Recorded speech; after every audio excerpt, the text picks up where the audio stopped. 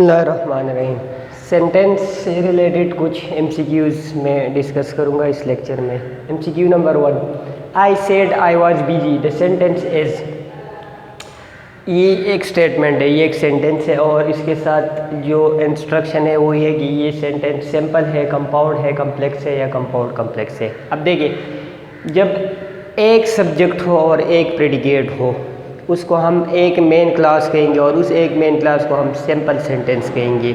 One subject one predicate is equal to one main clause, one main clause is equal to one simple sentence. अब यहाँ पर देखिए, subject एक, predicate एक, subject एक, predicate एक, तो इसको तो हम सिंपल नहीं कह सकते, क्योंकि सिंपल उस वक्त होगा one subject plus one predicate is equal to one main clause is equal to one simple sentence.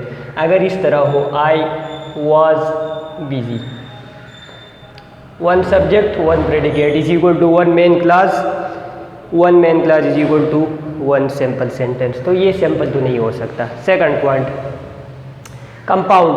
Compound sentence वो सेंटेंस होगा जिसमें टू इंडिपेंडेंट क्लॉजेज हो, और टू इंडिपेंडेंट क्लॉजेज उस वक्त पॉसिबल है जब उनको ज्वाइन किया हो फैन बॉय में से किसी कंजंक्शन ने। फैन बॉय कंजंक्शन है फैन बॉयज, इसमें for and neither nor but or yet और सो, और इसके साथ साथ सेमीकोलन।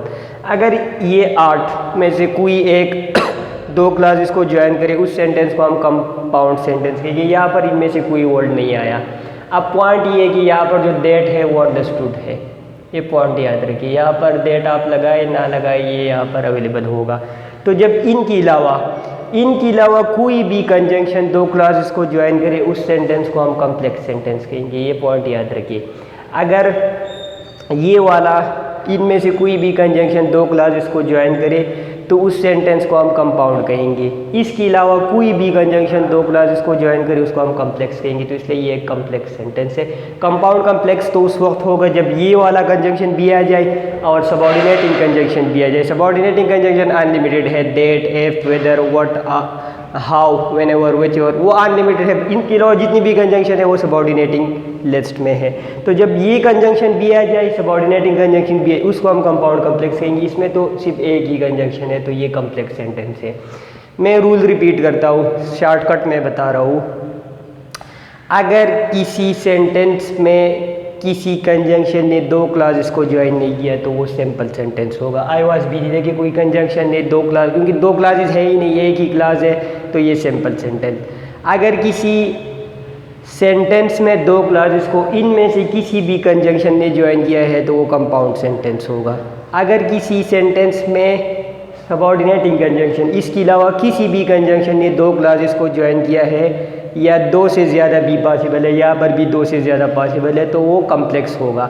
अब अगर ये कंजंक्शन भी है और सबऑर्डिनेटिंग कंजंक्शन, तो वो कंपाउंड कम्प्लेक्स होगा। मजीद एग्जांपल के थ्रू मैं इस पॉइंट को एलाबोरेट करता हूँ। I tried my best but I could not get to the target. Subject predicate और ज्वाइन किया इसको बट ने, और ये पॉइंट मैं बता रहा हूँ कि इनमें से जब किसी भी कंजंक्शन ने दो क्लासेस को ज्वाइन किया है उसको हम कंपाउंड सेंटेंस कहेंगे। ज़्यादा टाइम वेस्ट करने की ज़रूरत नहीं है, डायरेक्ट आप अपने इस पॉइंट पे आ जाए कि दो क्लासेस है ज्वाइन बट नहीं किया, ये कंपाउंड सेंटेंस है। No need to waste time. अब ये भी पॉइंट याद रखिए कि दो से ज़्यादा भी क्लासेस हो सकती है। I tried my best but I could not get to the destination and my friends reach there. Let's suppose हम एंड भी लगाए तो फिर भी ये कंपाउंड ही रहेगा। दो से ज़्यादा भी क्लासेस की पॉसिबिलिटी है। अब अगर ऐसा हो कि दो से तीन क्लासेस हो और दोनों कंजंक्शन आए हो, नेक्स्ट एग्जांपल के जरिए ये एलाबोरेट हो जाएगा। Let's suppose I said I was busy. I said अगर हम ले लें तो ये अकेले एक सिंपल सेंटेंस हो। I said that I was busy, that understood है, तो ये कम्प्लेक्स सेंटेंस हो जाएगा। और यहाँ पर बट नो वन बिलीव्ड, ये मैं बता रहा हूँ कि जब बट ये कैटेगरी वाले कंजंक्शन भी आ जाए, ये भी आ जाए, उसको हम कंपाउंड कम्प्लेक्स कहेंगे। डेट भी आया है, बट भी आया है, तो ये कंपाउंड कम्प्लेक्स सेंटेंस है, तो इसको हम कंपाउंड कम्प्लेक्स कहेंगे। सिंपल तो नहीं हो सकता, कंपाउंड भी नहीं हो सकता, कम्प्लेक्स भी नहीं, कंपाउंड कम्प्लेक्स। मैं रूल रिपीट करता हूँ।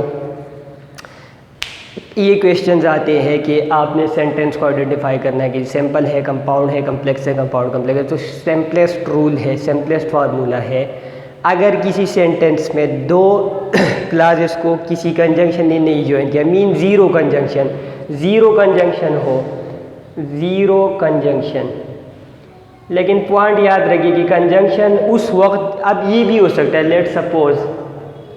Let suppose my brother and I were busy. अब ये नहीं कि आपके यहाँ पर एंड आया है तो ये कंपाउंड सेंटेंस है। मैं बात बता रहा हूँ कि उस वक्त जब ये दो क्लासेस को ज्वाइन करी, यहाँ पर इस एंड ने दो क्लासेस को नहीं ज्वाइन किया बल्कि दो वर्ड्स को ज्वाइन किया है, माय ब्रदर को और आई को। तो ये अब भी सिंपल सेंटेंस ही रहेगा क्योंकि इस एंड ने दो क्लासेस को नहीं ज्वाइन किया। मैं पॉइंट बता रहा हूँ कि कंजंक्शन जब दो वर्ड्स को नहीं बल्कि दो क्लासेस को ज्वाइन करे उस वक्त हम ये फार्मूला अप्लाई करेंगे। तो जब किसी ज़ीरो कंजंक्शन मीन्स कोई कंजंक्शन हो ही ना जिसने दो क्लासेस को ज्वाइन किया, उसको हम सिंपल सेंटेंस कहेंगे। Let's suppose my brother and I were busy. यहाँ पर ये एंड है लेकिन इसने दो क्लासेस को नहीं ज्वाइन किया, दो वर्ड्स को ज्वाइन किया, तो ये सिंपल सेंटेंस रहेगा। I was busy simple, I said simple, I am speaking simple, you are here simple. क्योंकि इन सारे सेंटेंसेस में किसी भी कंजंक्शन ने दो क्लासेस को ज्वाइन, क्योंकि दो क्लासेस है ही नहीं, तो ये सिंपल सेंटेंस हो गया। सेकंड फार्मूला, अगर फैन बॉयज या इसको हम कोऑर्डिनेटिंग कंजंक्शन भी कह सकते हैं, इसमें से किसी कंजंक्शन ने दो क्लासेस को ज्वाइन किया हो तो उसको हम सिंपली कंपाउंड सेंटेंस कहेंगे। I am speaking, you are hearing, I am delivering the lecture and you are noting. And हो, फार हो, आर हो या बट सो हो, जो भी हो, और सेमी कॉलन भी इसके साथ याद रखिए, उसको हम कंपाउंड कहेंगे। और दोबारा मैं पॉइंट बता रहा हूँ कि जब इसने दो क्लासेस को ज्वाइन किया, दो वर्ड्स को नहीं।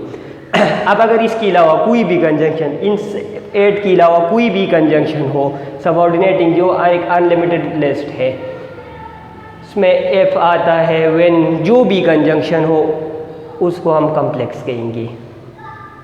अगर ये कंजंक्शन एक हो, दो हो, जितनी भी हो, उसको हम कम्प्लेक्स। इसी तरह अगर फैन बॉय कंजंक्शन एक हो, दो हो, उसको भी हम कंपाउंड कहेंगे। ये मैं बता रहा हूँ कि let's suppose I said I was busy when you called me. तो यहाँ पर अगर मैं इस तरह भी कर दूँ, व्हेन यू कॉल्ड मी, अब भी ये कम्प्लेक्स ही रहेगा क्योंकि ये व्हेन भी सबऑर्डिनेटिंग कैटेगरी का है, दैट भी सबऑर्डिनेटिंग कैटेगरी का है। तो सबऑर्डिनेटिंग कैटेगरी का एक आए, दो आए, तीन आए, जितनी भी आए, लेकिन सारे सबऑर्डिनेटिंग कैटेगरी की हो वो फिर भी कम्प्लेक्स ही रहेगा। इसी तरह अगर सारे कंजंक्शन एक से ज़्यादा जितनी भी हो या एक हो, वो फैन बॉय वाले हो, वो सेंटेंस फिर भी कंपाउंड ही रहेगा। लेट्स सपोज यहाँ पर मैंने एग्जाम्पल दिया कि I tried my best but I could not get to the destination. आगे हम लिखते एंड माय फ्रेंड्स या फार लिख दे। सो जो भी इसमें से जितनी भी कंजंक्शन है वो फिर भी कंपाउंड रहेगा। अब अगर ये दोनों कंजंक्शन आ जाए, फैन बॉयज वाली भी आ जाए और उसके साथ साथ सबऑर्डिनेटिंग भी आ जाए, एक ही सेंटेंस में दोनों आ जाए और दोनों क्लासेस को ज्वाइन करे, वर्ड्स को ज्वाइन करने के बाद में एक क्लासेस को, उसको हम कंपाउंड कम्प्लेक्स कहेंगे। Compound complex. लेट्स सपोज ये देखिए यहाँ पर एक डेट आया है, डेट सबऑर्डिनेटिंग कैटेगरी का है बट फैन बॉय कैटेगरी का है। तो जब ये दोनों आ जाए उसको हम कंपाउंड कम्प्लेक्स कहेंगे। लेट्स सपोज एक और भी एग्जांपल ले लें। I am speaking and you are hearing. I am speaking simple हो गया, I am speaking and you are hearing complex हो, कंपाउंड होगा क्योंकि एंड ने ज्वाइन किया। I am speaking while you are noting complex हो गया। I am speaking and you are hearing, अब ये कंपाउंड है क्योंकि एक कंजंक्शन है। आई am speaking while you are hearing, अब ये कम्प्लेक्स है क्योंकि सिर्फ सबऑर्डिनेटिंग कंजंक्शन। अब सबऑर्डिनेटिंग कंजंक्शन में दो कर दूँ ये फिर भी कम्प्लेक्स ही रहेगा। I am speaking while you are noting because you are interested in noting the lecture, फिर भी कम्प्लेक्स ही रहेगा।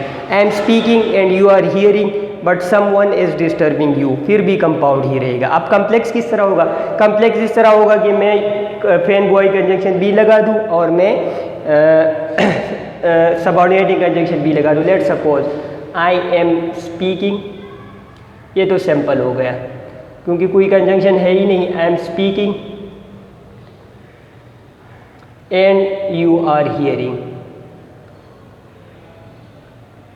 अब भी एंड ने ज्वाइन किया तो कंपाउंड हो गया, but someone is disturbing you, अब भी ये कंपाउंड ही रहेगा क्योंकि सारी जो कंजंक्शन है वो फैन बॉयज वाली है। अब अगर ऐसा हो, I am speaking while you are noting, अब ये कम्प्लेक्स रहेगा। I am speaking while you are noting because you are interested, अब मैंने सबऑर्डिनेटिंग कंजंक्शन 2 कर दी, अब भी ये कम्प्लेक्स ही रहेगा बिकॉज यू आर इंटरेस्टेड। लेकिन अब अगर मैं इस तरह कर दूँ, I am speaking and you are listening, however someone is disturbing you, या I am speaking while you are, I am speaking and you are hearing, I am speaking comma and you are hearing,